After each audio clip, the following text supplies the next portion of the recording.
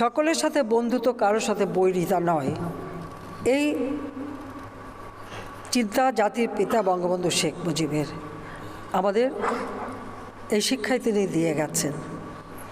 বিশ্বের বিভিন্ন প্রান্তে দ্বন্দ্ব, সংঘাত, যুদ্ধ আজ বিশ্ব শান্তি বিঘ্নিত করছে। রাশিয়া ইউক্রেন যুদ্ধ, গাজা ইসরায়েলে হামলা, হাজার হাজার নিরীহ মানুষের মৃত্যু, সেখানে গণহত্যা চলছে, মিয়ানমারের রোহিঙ্গা জনগোষ্ঠী জোরপূর্বক বাস্তুচ্যুত করা ইত্যাদি মানব জাতির জন্য এক ভয়াবহ পরিস্থিতির সৃষ্টি করেছে। আমি ঠিক জানি না এই সংঘাত বা এই যুদ্ধ মানব জাতির জন্য কী কল্যাণ বয়ে আনছে। অস্ত্র প্রতিযোগিতা প্রতিনিয়ত যত বৃদ্ধি পাচ্ছে, ততই মানুষের জীবনও আরও বেশি দুর্বিষহ হয়ে উঠছে। বিশেষ করে নারী, শিশু, তারা সবথেকে বেশি কষ্ট পাচ্ছে। যুবকরা অকাতরে জীবন দিচ্ছে। আমরা যুদ্ধ চাই না, শান্তি চাই। আলাপ আলোচনার মাধ্যমে সকল সমাধান করতে চাই আমরা। বিশ্বের এক বিশাল সংখ্যক মানুষ এখনও দরিদ্র সীমার নিচে রয়েছে। কোটি কোটি মানুষ দুবেলা খাবার পায় না, রোগের চিকিৎসা পায় না, শিশুরা শিক্ষা পায় না, শিক্ষার আলো থেকে বঞ্চিত।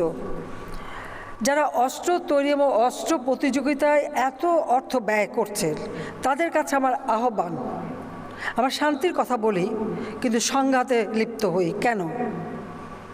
এই যে অর্থ ব্যয় হচ্ছে, এই অর্থ যদি এই যে ক্ষুধার্ত মানুষের আহারের ব্যবস্থা, শিক্ষার ব্যবস্থা, চিকিৎসার ব্যবস্থা করা হতো, তাহলে এই পৃথিবীতে শান্তি প্রতিষ্ঠিত হতো, মানুষের জীবন মান উন্নত হতো, মানুষ সুন্দরভাবে বাঁচতে পারত।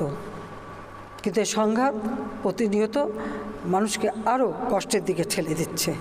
কাজে আমি সবসময় যেখানে যাই এই একটি আহ্বানই জানাই, সংঘাত না, যদি কোনো সমস্যা থাকে আলোচনার মাধ্যমে সমাধান করা, সেটাই হচ্ছে সবথেকে বড় কাজ। আর সেই সাথে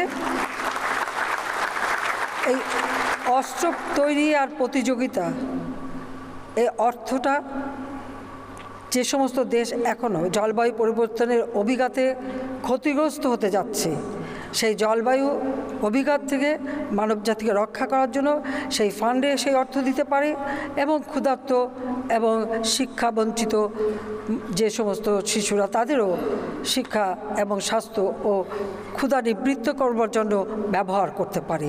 সেই আহ্বানটাই আজকে আমি সকলকে জানিয়ে যাচ্ছি।